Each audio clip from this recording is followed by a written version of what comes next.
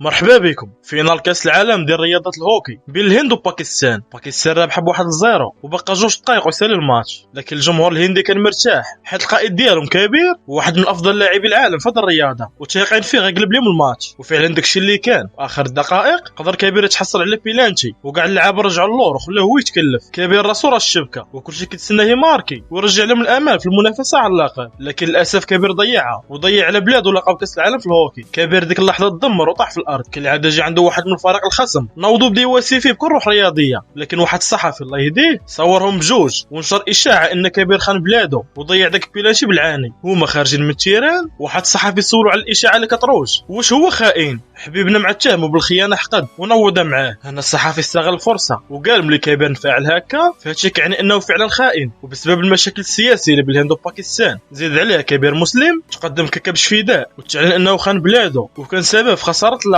خرجوا الناس في الشارع كيطالبوا بالمحاسبه ديالو، وكاين اللي بغى يتعدم كاع لدرجه كتبوا ليه في باب دارو خائن. حبيبنا ملي كشر على الدق من كل جهه خدا معاه مو وقرر يخوي دارو ومشى السقر في بلاصه اخرى بعيده على الصداع واعتزل رياضه الهوكي. دازت 7 سنين نمشوا لمقر الاتحاد الهندي للهوكي وغنشوفوا واحد الموظف كيحاول يقنع رئيس الاتحاد يجيبوا مدرب الفريق النسوي حيت ما بقى لهم والو يشاركوا في كاس العالم. جاوبوا الرئيس من نيتك الدريات عندنا كيمشيو غير ينشطوا البطوله ويرجعوا. اجي انت يلا تزوجتي ياك غنسجلوك كمدرب، خذ مرتك وسير فوج معاهم. زيد على شكون هذا المسخوط اللي غيدير فريق فاشل ويدمر الكارير ديالو. جاوبوا كاين واحد وراه كتسنى برا. وشكون غيكون؟ كبير. دخلت لقى مع رئيس الاتحاد قال لي شوف انت ماشي دري صغير وعارف ان فريق النسوي في بلادنا كيكون غير شكلي وما عندوش دور، والا كنتي ناوي تحقق شي انجاز تمحي به العار اللي تابعك وتنظف السمعه ديالك بلا ما تغامر مع الفريق النسوي سير قلب على شي فرقه ديال الدراري دربها وغطلع لك الدعوه احسن. لكن كبير كان مصمم على انه يدرب هذا الفريق. الرئيس اصلا ما عنده ما يخسر وافق يخدمه. كبير صايب لائحه المنتخب وجه دعوه لافضل لاعبه في كل ولايه. متعرفوا على شي وحدات فيهم هذه فيديا وهي حارسه الفريق. ختنا كانت اعتزلت الهوكي مده هذه ملي تزوجت، لكن ملي توجهت لها دعوه المنتخب رجعت من الاعتزال. هاد العوده سميتها بالبير. ختنا عصبيه كدوي بيديها اكثر من لسانها. وهاد شنو ولا سميتها كومان. وهاد جوج جاو من ولايه جات على حدود ميانمار وغنبقاو نعيطوا لهم الشينويات. هذه بينديا وصحاباتها هما اقدم اعضاء في المنتخب متكبرات حيت حاسبات راسهم هما اللي حكمت الكروه. شويه وصل المدرب ويلا بغى يبدا الخطاب جات واحد ختنا سميتها بريتي. كبير فضي دخلها حيت جات معطله. المساعده ديالو قالت لي راه ختنا هي الهدافه ديال البطوله الوطنيه. هدافه ياك واخا انت بنيتي الا ضربتي 10 دورات على التيران في 7 دقائق مرحبا بك، الا فتها غنرجع لداركم بلا ما نشوفك مارش. من بعد بدا كيتعرف على اللاعبات كل وحده كتقول سميتها والولايه اللي جات منها. وهادشي حقق كبير. قال لهم نتوما دابا في المنتخب وكتمثلوا الهند ماشي الولايات ديالكم. هنا الدريات عاودوا قدموا راسهم كلاعبات الهند وتا من بريتي كملت الدوره ديالها في 7 دقائق وانضمت للمنتخب. لكن المشاكل بداو من الليله الاولى بسبب اختلاف الثقافات واللغه. وتا من بينديا وصحاباتها كانوا دايرين نقابه وحاسبات راسهم هما اللي حاكمت لازم. وبداو الدريات كيدابزوا على الناموسيات. غد لي الصباح فيقوم كبير مع الفجر باش يبداو لونطريما. بدا معاهم بخطاب تحفيزي، من بعد ضربه بواحد الجريه صباحيه بمسافه 10 كيلومتر باش يسترجعوا اللياقه ديالهم. من بعد دازوا للتدريب وعطا كل وحده البوست ديالها. بريشي وكومال طيفوا على مركز الهجوم كونهم كيلعبوا فيه بجوج، لكن كبير قرر يخلي بريشي مهاجمه. اما كومال بانت لي خفيفه ولعبه كجناح. اما بيندي حول للدفاع. ختنا الايغو عندها طالع ورفضات حيت هي كتلعب في الهجوم. شوف بنت الناس انا هو المدرب وانا الكل في الكل هنا، انت هي مولات الخبره هنا وغتنفعنا في الدفاع اكثر من الهجوم. عجبك الحال مرحبا، ما عجبوش حط داك العصا وغبر عليه وجهك من هنا. ولاش غديري خو علي دابا التيران برك هذاك وما شاركتش في التدريب. بداو التدريبات بريتي شدات الكره موقفه حتى ماركاتها. هادشي حقق كومال اللي مع جدات الكره ما باساتش ليها مشات حتى هي ماركات وهي فرحانه. جا كبير خرجها برا حيت هي جناح وخدمت هي تسقى المهاجمه قدام الشبكه ماشي الطمع. واحد جوج دابزوا لي وسط الماتش حتى هما خرجهم. وتا من بالبير تعصبت وبغات تسلخ واحد البنت حيت ما باساتش ليها. هنا كبير حبسها وخرجتها هي. وغيكون كبير كيدير هكا باش يعلمهم الاخلاق والترابي وباش يخلق بيناتهم انسجام. منع صحاباتي ينعسوا حدا بعضياتهم وفرقهم وخلى كل وحده تبات حدا دريه مختلفه على ثقافيا. غد لي الصباح من بداو التدريب عاود جلس نفس البنات في الدكه ما خلاهمش يدربوا معاهم. بالبير ما عجباش الحال تجلس مشاش عند المدرب اعتذرت منه واعتذرت حتى من الدريه اللي كانت غتضربها. ووافق كبير يرجع للتدريب. كومال حتى هي مشات اعتذرت من بريتي ورجع كبير الدرب. مشى دوك الجوج اللي دابزوا اعتذروا منه ورجعهم. الا بينديا اللي عزت نفسها ما سمحتش لاش اعتذر. والدريات مجمعات في الفيستير بدات بينديا كتعاود لهم على كبير وكيفاش خان بلاده وكتحاول تحرضهم عليه. دازت 7 ايام وختنا ما كضربش معاهم الضربه. هنا هي نزلت الاغو ديالها قصدت كبير طلبت منه السماحه ورجعت تدرب. من بعد بدات الخدمه ديال بصح كل وحده كتدرب مع على نقاط الضعف اللي عندها ولا كيغوت عليهم ويعايرهم وكثر عليهم التدريب لدرجه وحده طاحت سخفت ليه بسبب العيا. اش كيسحاب لك اختي غاجيو لعبي كاس العالم. الدريات كانوا دقدقوا من لونطريما وما بقاش فيهم العظم الصحيح. هنا بينديا استغلت الفرصه الرياضه بدات كتحرضهم سنين وانا في المنتخب وعمر شي حد عاملنا هكا. حنا راه عيالات ماشي بقر.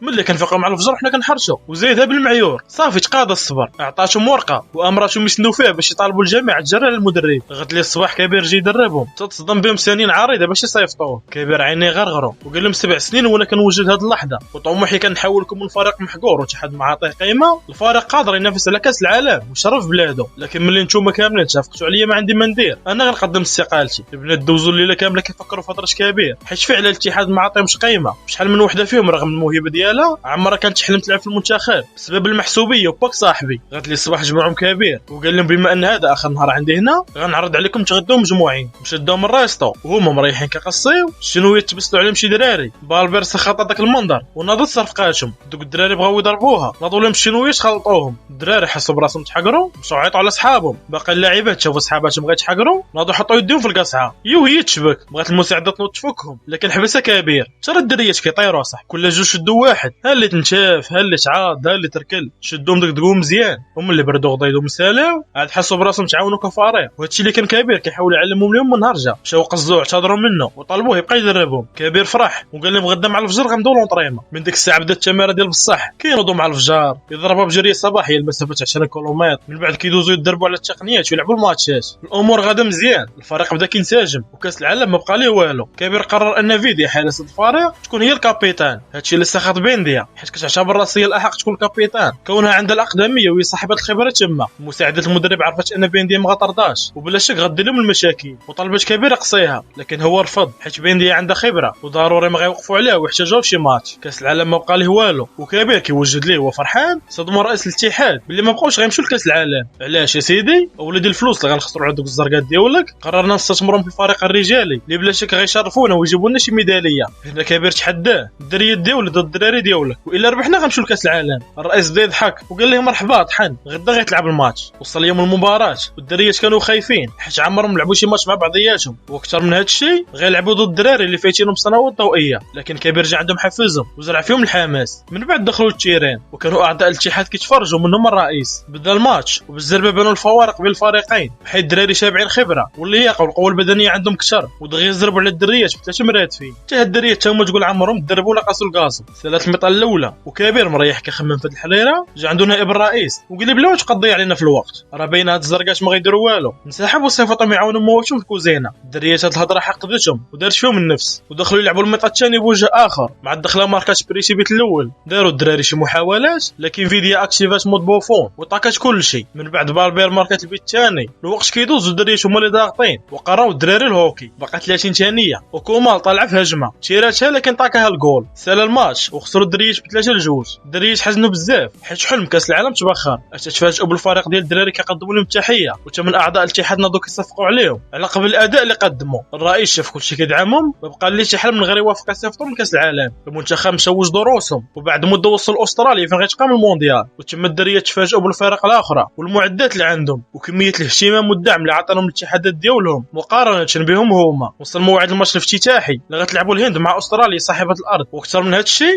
استراليا حامله اللقب 6 مرات وهي المرشح الاول لهذه البطوله. وكبير معول على الدريات ديالو يديروا ماتش زوين ويدخلوا التاريخ من اوسع الابواب. لكن مع البدايه استراليا زربوا عليهم بيت لكن تعتبر كاسرع هدف في تاريخ البطوله وغيبانوا الفوارق التقنيه بين المنتخبين. هما يتكوا عليهم استراليا بالبيوت ما كيجيو فين يلعبوا السونتر كيلقاوهم عندهم في الشبكه. بالبير سخطات ومشات طايفات مع الحكامه اللي ما عطلشاش وخرجاتها بحمراء. الدريات زادوا تلفوا وبداو كيسولوا بين اش غيديروا كون صاحبه الخبره لكن هي كتقول لهم بلا ما تفرعوا لي راسي وسولوا الكابيتان وغتبان بلي غتجر في رجليها ما بغاش تلعب. اما بريشي وكومال دابزوا بداو كيطمعوا مع بعضياتهم. تقدر تكون مثلا كومال طالعه هجمه وبريشي راسها الشبكه وفي بلاصه ما تباسي ليها كطمعوا تبقى تشطح في كره تيديوها ليها. سال الماتش والهند خسرت ب7-0 وفي بلاصه ما دخلوا التاريخ من اوسع الابواب دخلوا ليه من القرقاره. كتبكيو دابا نتوما قبل داخلين شايفين كترعدوا تقول لاعبين ضد العسكر. كبير اول حاجه دار مشى عند بينديا ودار فيها حيت كتجر في رجليها ما عاونتش الفريق. جاوبات بلا ما تعول عليا سير عندك خدنا اللي درتها كابيتان تعاونك. كبير سخط حيت خدنا ما لعبتش لبلادها بان لعب على قبل الايغو ديالها وقال لي هذه اخر مره تحلمي تلعبي معايا فيها. كبير بعد الخساره كثر التداريب والراحه والو. الفرق الاخرين كيفوجوا ويرتاحوا وكبير عطى الدريات ديالو شماره من غير بينديا اللي ما كتدربش معاهم. جا موعد المباراه الثانيه الهند ضد بريطانيا وخاصهم ضروري يربحوا ولا غير يرجعوا في الطياره الاولى لبلادهم. الجمهور الهندي ما جاش حيت فقدوا الامل في منتخبهم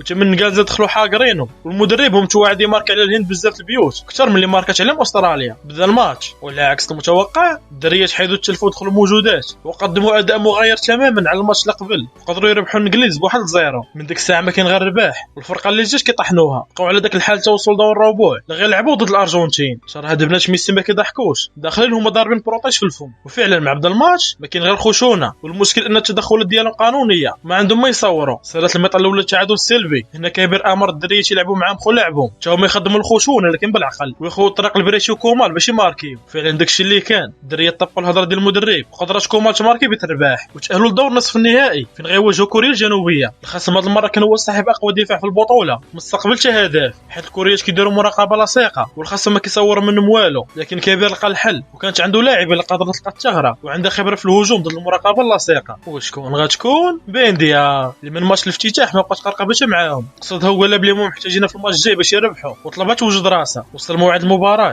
وفعلا كوريا نفذت الاستراتيجيه ديالها والهند ما صورش منهم والو وسالت المطعم الاولى 0-0. هنا كبير استعمل ورقته الرابحه ودخل بينديا، بدات كتعطي تعليمات لصحاباتها، دارت لهم عمره في خاويه وماركاش بالرباح وتاهلت الهند الفينال اللي غتلعبوا ضد استراليا. كاع المدربين عطاو التحيه الكبير كونه استطاع بفريق محدود يوصل للفينال، وتم الدريات زادت الشعبيه ديالهم ولاو عندهم معجبين، وماركات عالميا تافت ليهم وجابت لهم معدات رياضيه جديده باش يستعملوها في النهائي. وتم الاتحاد الدولي دار حفل على الشرف استراليا والهند كونهم تاهلوا النهائي. بريشي كانت هي الهدافه ديال البطوله وكومال هي الثانيه، لكن كبير ما كانش عاجبو هذا الشيء مشى جمعهم وقال لهم رغم انكم الهدافات الا اننا غدا غنخسروا بسببكم. وعلاش يا سيدي؟ العالم كله عارفكم منافسات وما كتباسوش لبعضياتكم، وبلا شك مدرب استراليا غيستغل هذه الفرصه ويلعب عليها، وامرهم ينساو خلافاتهم هذه المره ويحاولوا يلعبوا غدا لبلادهم مش نفوسهم. وصل يوم المباراه النهائيه والملعب كان عامر بالجماهير. قبل الماتش كبير جمع اللعابات ديالو وقال لهم عندكم 70 دقيقه باش تدخلوا التاريخ وتشرفوا بلادكم، وهذه المره انا ما غنعطيكمش تعليمات، بغيتكم تدخلوا وتلعبوا بالخبره ديالكم. بدا الماتش المدرب الاسترالي كان عارف انه لاعب ضد فريق مغاير، الفريق اللي ربحوا 7-0. ما عطى الحكم اشاره البدايه، الهند طلعت في هجمه وماركات بريشي البيت الاول وبقات الهند مسيطره على الماتش تسال الشوط الاول. لكن في الشوط الثاني استراليا تسيفت عليهم ودغيا يزربوا عليهم 2 بيوت. من بعد استراليا لعبوا على الاستحواذ وما خلوش الهند فرصه فين يشدوا كره. الوقت كيدوز قدرت كومال تاخذ الكره وطلعت في كونتر اتاك، وكانت هي وبريشي المدرب ديال استراليا امر الحارسه تعمر على كومال حيت عارفه ما غتباسيش، لكن وقع العكس مع الحارسه خرجت وخوات برا. كومال باسات لبريشي اللي ماركات بيه التعادل، بقاو على داك الحال تسال الماتش تعادل ودازوا البيلانتيات. كبير عزل 5 اللعابات اللي غيتيريو، لكن بريشي قررت تخلي بلاصه لكومال كنوع من الشكر حيت باسات لا قبيله. بداو البيلانتيات وللاسف الهند ضيعت 2 الاولين واستراليا ماركاتهم. التيرات الثالثه تقدمت لها كومال اللي قدرت تماركيها ورجعت الامل صحاباتها، وتم فيديا خدمت مضبوفون وطاكت التيرات الثالثه. الضربه الرابعه الهند ماركات واستراليا زقلات، دابا هما معادلين وجات الضربه الاخرى بينديا تقدمت حطت الخبره سنين وقدرت تماركيها. جات نوبه استراليا والا زقلتها الهند اللي غتربح. كبير بقى حاضي اللاعيبه اللي توقع من حركتها انها غتشيري الوسط، وبقى حاضي فيديا اللي ما شافتش فيه امرها تبقى في بلاصتها، وفعلا خدنا تيرات الوسط وطاكاتها فيديا وبدا حقه المفاجاه وربحوا. وقدر كبير اللي كان شخص منبوذ ومتهم بخيانه الوطن لانه يشد فريق محقور ما عنده تقييمه في نظر الاتحاد وكيعتبروا غزيد، وحاولوا الفريق قوي ورغم الهزيمه القاسيه في الماتش الافتتاح الا انه دار باركور تاريخي وقدر يربح لقب كاس العالم اللي تحرم منه في الشباب ديالو. المنتخب ملي رجع لبلادو لقاو استقبال كبير في المطار، وبطبيعه الحال المسؤولين استغلوا الفرصه وردوا الرسوم الفضل في هذا الانجاز. اما كبير اول حاجه دارها هي خدم ورجع لدارو اللي كان خرج منها شحال هادي، وهو تما شاف واحد البنت صغيره كتضرب على الكتاب اللي كانت مكتوبه ببابو. حبيبنا شافها فرح وعطاها عصا الهوكي ككادو، وتم الجيران ديالو فرحوا به وهنئوا على هذا الانجاز. وهنا كنكون وصلنا لنهايه الفيلم ديالنا. ما تنساوش ديروا لايك وشي كومونتير زوين وكثروا من البارطاج مع الاصدقاء، وداك ابوني حمراء تولي بيضاء وفعلوا الجرس باش يوصلكم الجديد. وبالنسبه لصحاب نجم السهره ما نسيتكمش راه كاينه صفحه في فيسبوك اللي تيكلوا في الملخصات. ما تنساوش ضربوا طليله على قناتي الثانيه الخاصه بملخص الافلام والابطال الخارقين والخيال العلمي اللي غتلقاو الرابط ديالها في الديسكريبشن. مرحبا بكم عندي في انستغرام، نتلاقاو في فيديو الجاي. تهلاو.